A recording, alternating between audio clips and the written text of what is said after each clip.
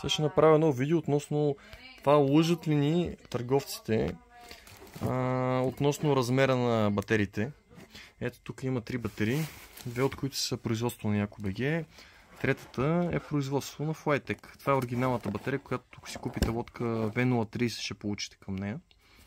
И хората са написали, че лодката е с 20 000 А/час капацитет, което като цяло е невъзможно за този размер. Ето какво представляват батериите. Нашата, която е 14 000 А/час и всъщност има с около 30% по-голям капацитет от батерията, която е на Flytek. Има и волтмер. Реално е 14 000 А/час. Издържа повече, а на Flytek пише, че е 20. Та реално получава се много нелоялно, тъй като има търговци, които нагло лъжат, че тяхната батерия е 20 000 А/час. Лъжат, защото са некомпетентни, или лъжат, защото така им изнася просто да кажат, че е 20. И когато някой от вас ми звъне и ми каже, искам 20 000 А батерия, аз си представям, че иска такава батерия, защото тази наистина е 20. Ето като размер как е. Ето, примерно, тя е с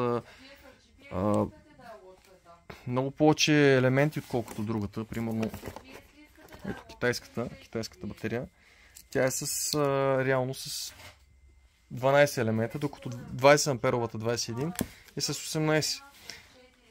Тук говорим за батерия с 18650 елементи направена, тъй като в примерно лодка V030 не може да сложим 21700, защото там сме ограничени от към височина. И всичките лодки трябва да са 18650.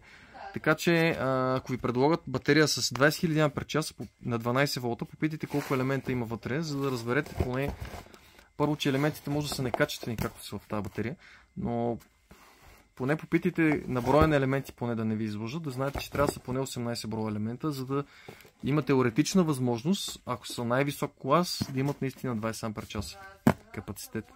Така че, преди да си купите лодка, интересуйте се колко ампер-час е батерията и минимум колко елемента са вътре. Първо попитайте колко ампера, да ви кажат, примерно, че 20 ампера и с 12 елемента. Автоматично може да знаете, че батерията е менте и не отговаря по никакъв начин на етикет.